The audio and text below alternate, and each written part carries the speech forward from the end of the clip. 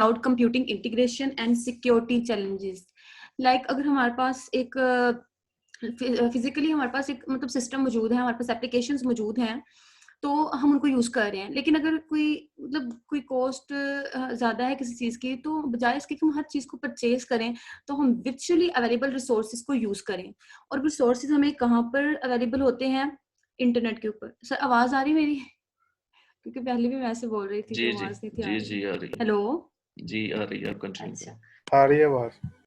तो हम जो हमारे पास जो वर्चुअली अवेलेबल हैं उन रिसोर्सेज को यूज करें। तो क्लाउड एक ऐसा प्लेटफॉर्म है हमारे पास कि जो हमें उन रिसोर्सेज को यूज करना अलाउ करता है। लाइक अगर हम लोग अपना गूगल पे एक अकाउंट बना रहे हैं, तो वो हमें एक स्टार्टिंग में फ्रीली जो स्पेस देता है वो 2 GB की होती है, तो हम उसको यूज कर रहे होते हैं।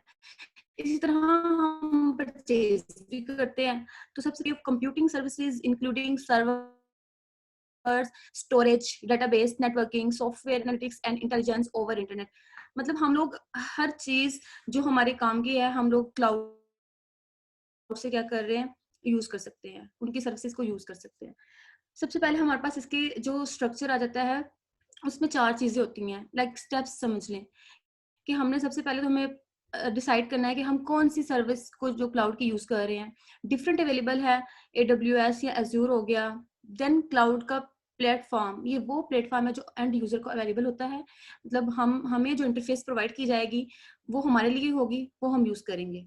देन इंफ्रास्ट्रक्चर आ जाएगा इसका, इसमें हमारी बिलिंग हो जाएगी, पेनल्टीज हो जाएंगी, मॉनिटरिंग हो जाएगी। ये सारी की सारी चीजें इंफ्रास्ट्रक्चर के अंडर लाई करती हैं कि हमें जो सर्विसेज प्रोवाइड की गई हैं, ये अब क्लाउड प्रोवाइडर्स का काम है कि उनको मॉनिटर करे, और ये हमारा काम है कि हमने उनको बिल पे करना है, कैसे करना है, वो सारा का सारा जो है क्लाउड प्रोवाइडर्स खुद मैनेज कर रहे होते हैं।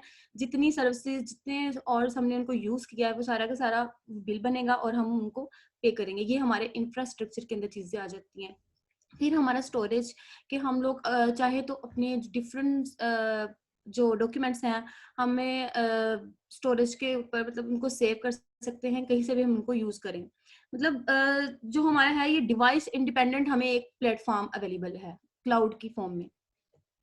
देन वही चीजें जो प्रीवियस डायग्राम थी, services for cloud provide services for customers, ये हमें सर्विसेज प्रोवाइड करते हैं कस्टमर्स के लिए। देन प्लेटफॉर्म जो है वो यूज करते हैं हम उन सर्विसेज को, और इंफ्रास्ट्रक्चर वही कि उन एप्लीकेशन को हम रिले करें और देन स्टोर करें जो भी हमारे हैं डॉक्यूमेंट्स वगैरह उनको। उसके बाद क्लाउड एक सिंगल चीज थी जो हम यूज कर रहे थे, लेकिन मुझे अगर मैं कहती हूँ जी मैं स्टोरेज किसी और सर्विस का यूज करना है, मैंने क्लाउड का, मैंने डेटाबेस कुछ और मुझे चाहिए, या उसके अलावा मैंने अपना जो नेटवर्किंग का है वो किसी और से करना है, ऑथराइजेशन मैंने किसी और क्लाउड से करनी है, तो मुझे एक ऐसा प्लेटफॉर्म चाहिए ना कि मैं मतलब अपनी एक इंटीग्रेट कर सकूं हर एक चीज को, लेकिन डिफरेंट मैं क्लाउड जो मुझे अच्छी लगती है जिसकी सर्विस मैं उसको यूज करूं, बजाय इसके कि एक ही क्लाउड की सारी सर्विसेज को मैं यूज करूं। तो उस चीज का सोल्यूशन था multi cloud. Multi cloud is a strategy where 2 or more cloud computing platforms reside to perform the various tasks in a single time। मतलब एक सिंगल टाइम पे हमें एक ऐसा प्लेटफॉर्म अवेलेबल होता है कि हम डिफरेंट सर्विसेज को अपनी मर्जी के मुताबिक यूज कर रहे होते हैं। Multi cloud is the use of multiple cloud computing and storage services in a single heterogeneous architecture. Like आपके पास ऑपोजिट इन्वायरमेंट है ना, मतलब हर एक का तो अलग स्ट्रक्चर होगा हर क्लाउड प्रोवाइडर का, लेकिन फिर भी हम लोग उसको यूज कर रहे होंगे। This also refers to distribution of cloud asset, software, application. It is across several cloud hosting environment. Then हमारे पास आ गया मल्टी क्लाउड, एक मतलब ग्राफिकल रिप्रेजेंट कर रहे हैं इसको जस्ट के मल्टी क्लाउड का। अगर AWS एप्लीकेशन डाटा मैं उसको यूज कर रही हूँ, और माइक्रोसॉफ्ट एज्योर का भी मैं एप्लीकेशन डाटा मुझे अवेलेबल है, IBM क्लाउड बिजनेस एप्लीकेशन, मतलब ये मुझे बताया गया है कि डिफरेंट जो है मैं अपना मतलब किस जो स्पेसिफिक चीजों को किस तरह से लेकर डिफरेंट जो है क्लाउड प्रोवाइडर्स उनको यूज कर सकती हूँ। कुछ एप्लीकेशन डाटा प्रोवाइड कर रहे हैं, कुछ बिजनेस एप्लीकेशन के साथ डील कर रहे हैं, तो जो मेरी जिसमें मेरा इंटरेस्ट है मैं उसको यूज कर लूंगी। अब जो है integration, multi cloud integration often times involve using the resources from different cloud providers together, like a processing engine in Azure with a database in different cloud host। Sir ये last time मतलब graphical जो एक diagram थी मेरे पास उसमें बता दी गई बात कि मतलब मैं किसी का एक प्रोसेसिंग इंजन मतलब यूज करना चाह रही हूँ और डिफरेंट क्लाउड होस्ट के साथ। इसी तरह इसके डिफरेंट बेनिफिट्स हैं कि मैं क्यों यूज कर रही हूँ multi cloud? Increased productivity and efficiency, improve flexibility, dynamic pricing, enable fail overs and disaster recovery. अब इनको वन बाय वन थोड़ा मतलब जस्ट ब्रीफली एक्सप्लेन करूंगी। Enable fail overs and disaster recovery, like एक सिस्टम प्रोवाइड कर दिया गया कि ऑल्टरनेटिव सोल्यूशन मौजूद है, कभी भी सिस्टम फेल नहीं होगा जो मेरा सिंगल क्लाउड में हो जाता था, और अगर फेल हो भी जाए तो फिर भी उसको रिकवर कर लिया जाए। डायनामिक प्राइसिंग, इसी तरह के मेरे पास अब डिफरेंट मौजूद है क्लाउड, तो जिसकी प्राइस कम होगी तो मतलब प्राइस वेरी करी ना हर एक की, तो कुछ किसी की सर्विस जो होंगी कम प्राइस में होंगी तो मैं ऑब्वियसली मैं उसको प्रेफर करूंगी। तो इससे क्या होगा, सिंपली वर्कलोड क्या हो जाएगा, शेयर हो जाएगा। और beneficial to have nodes in multiple clouds and integrate data with daily operations when necessary. Like अगर मैं ये भी नहीं हो रहा कि मैं अगर यूज नहीं भी कर रही सर्विस को, वो मेरे और काउंट नहीं होंगे, मेरे सिर्फ वो वाली मुझे बिल पे करना पड़ेगा कि जो मैंने उसको करंटली यूज किया है। उसके बाद increase productivity and efficiency by using, sorry sir,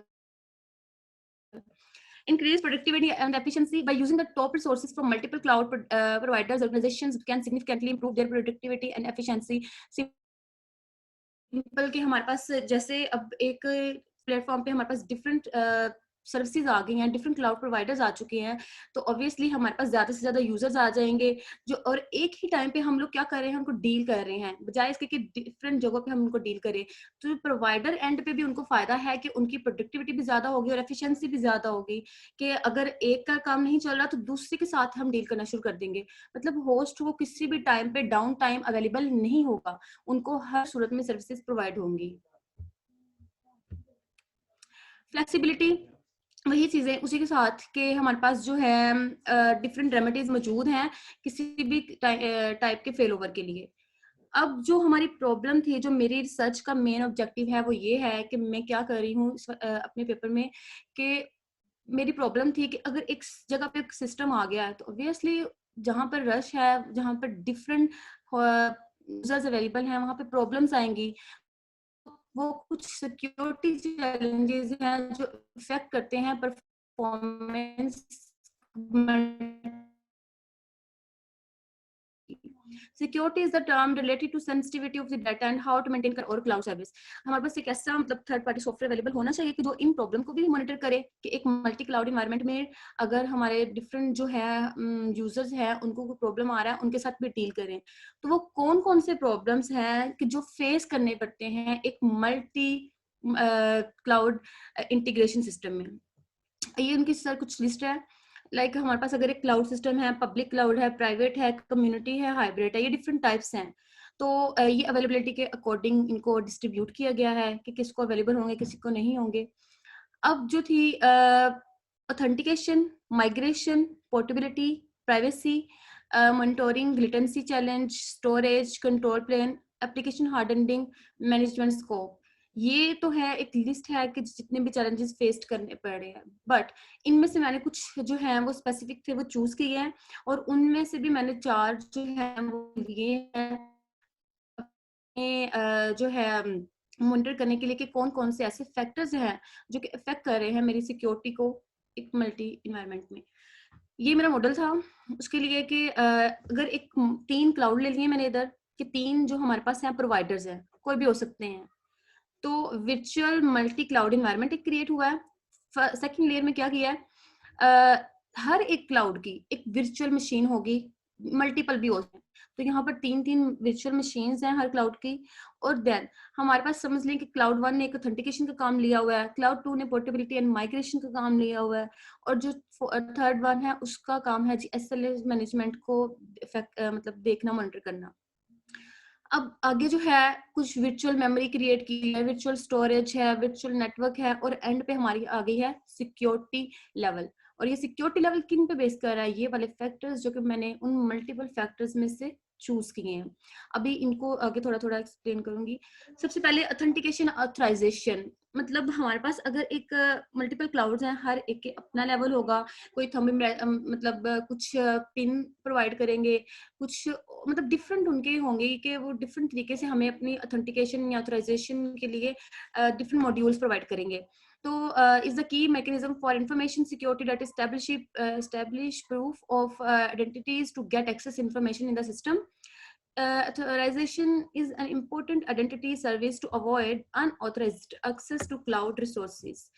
Then हमारी migration आ गई है, मतलब कि मेरे पास जो डाटा मौजूद है मेरे सिस्टम का, लाइक एक ऑफिस की अगर हम बात करें तो मैंने अपना डाटा मूव करना है किसी क्लाउड सेंटर पे, तो ये उससे रेलिवेंट है कि माइग्रेट करता है moving digital business operations into cloud. Cloud migration is sort of like physical move. It involves moving data application and IT processes from some data and centers to other data centers. मतलब हम लोग अपना physical data को move कर रहे होते हैं किसी भी क्लाउड सर्विस के ऊपर, और इसमें भी हमारे पास ये मसला आता है कि कोई प्रोवाइड कर रहे होते हैं, कुछ हमें नहीं प्रोवाइड करेंगे. तो ये सारी की सारी इसकी जो है कंसिडरेशंस हैं. देन हमारे पास पोर्टेबिलिटी आ गई है जी. पोर्टेबिलिटी होता है कि मतलब मैं अगर एक जगह पे डाटा स्टोर करवाया हुआ है एक क्लाउड सर्विस प्रोवाइडर पे ऊपर, मैं अगर उससे सेटिस्फाई नहीं हूँ तो मैं अपना डाटा किसी और जगह पे मूव कर सकती हूँ. ये मेरी पोर्टेबिलिटी होगी. लाइक क्लाउड से क्लाउड तक डाटा को मूव करना मींस डाटा पोर्टेबिलिटी होता है. हम डाटा को उसकी एप्लीकेशंस के साथ मूव करते हैं. और कुछ जो है ये भी वही आ जाता है, कुछ पोर्टेबिलिटी प्रोवाइड करते हैं, कुछ नहीं करते हैं. तो ये सारी की सारी इसकी प्रॉब्लम्स हो गई. अब डाटा प्राइवेसी ये सर वैसे मतलब मेरे इसका ऑब्जेक्टिव नहीं, लेकिन बस इसको मैं थोड़ा सा गो थ्रू करूंगी कि प्राइवेसी और डाटा सिक्योरिटी से ही रेलिवेंट होती है.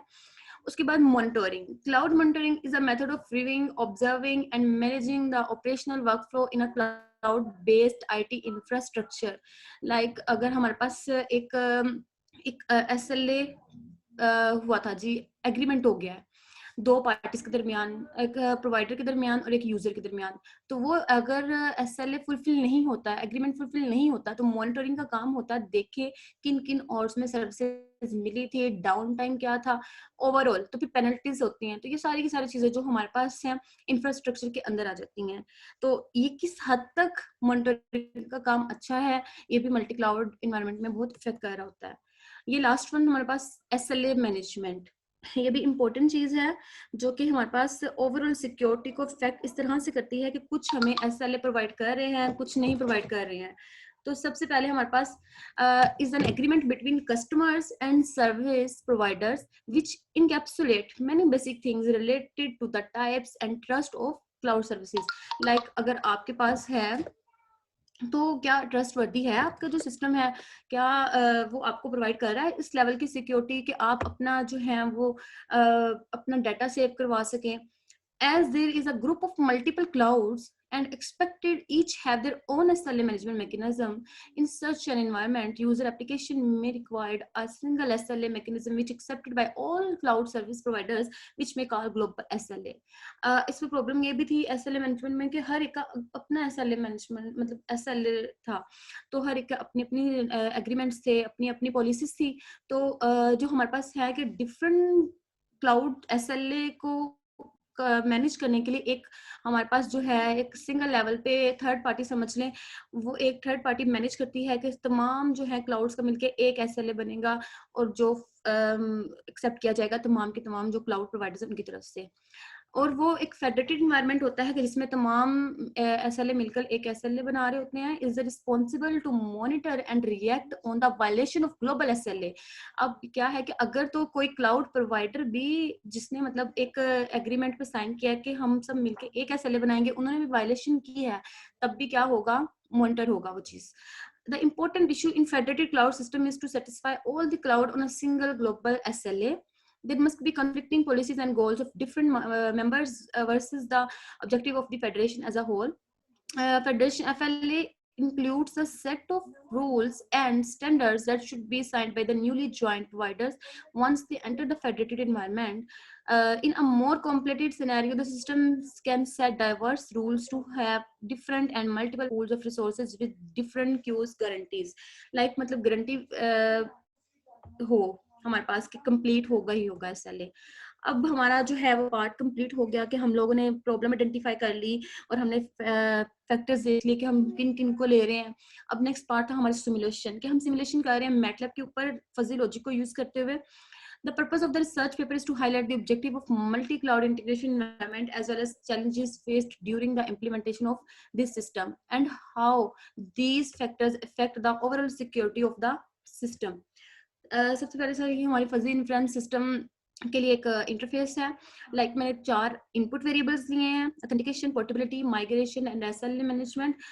देन मेरे पास एक सिक्योरिटी लेवल की एक आउटपुट आएगी.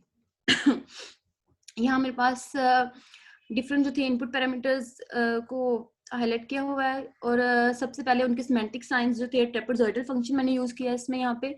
और ऑथेंटिकेशन लाइक बोथ प्रोवाइड करेंगे, पब्लिक होगी या प्राइवेट होगी, पब्लिक लेवल पे होगी या प्राइवेट लेवल पे होगी. देन पोर्टेबिलिटी कोई प्रोवाइड करता है, कोई नहीं करता है, और कोई कभी करता है या कभी करेगा कभी नहीं करेगा. और माइग्रेशन ऑफलाइन होगी, ऑनलाइन माइग्रेशन होगी या माइग्रेशन होगी ही नहीं. ये मेरे वो थे फंक्शन से. एसएलए मैनेजमेंट और ऑफन फॉलो, कोई फॉलो करेगा, कोई स्ट्रिक्टली फॉलो करेगा. ये भी डिपेंड कर रहा होता है हमारे पास प्रोवाइडर्स के ऊपर कि जो प्रोवाइड कर रहे हैं सर्विसेज को.